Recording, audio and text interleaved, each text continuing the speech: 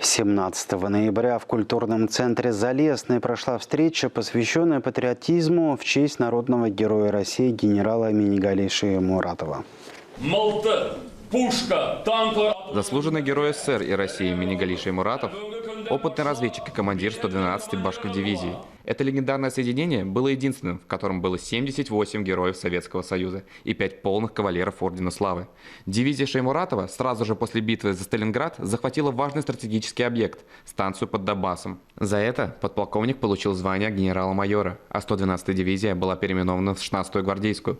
Погиб Минигалий Шаймуратов в 1943 году, но его вклад в дело победы помнят и чтут до сих пор.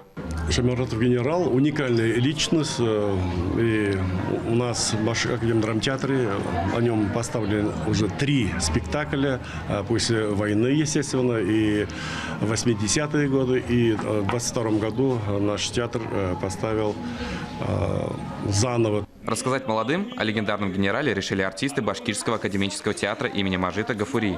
Представили отрывок из спектакля «Шаймуратов генерал». Звучали и народные инструменты, и песни. Главная ценность – показать нашим детям, как богата культура башкирского народа, и то, что мы прославляем в песнях таких народных героев, как Шаймуратов генерал.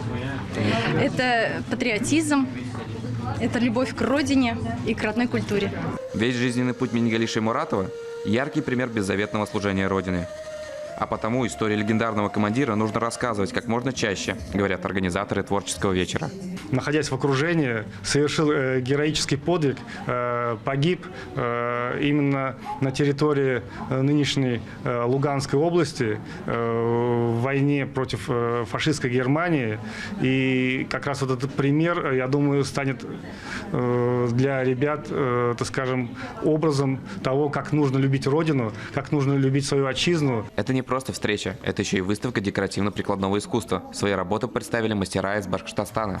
Завершился вечер ярким музыкальным номером, который никого не оставил равнодушным.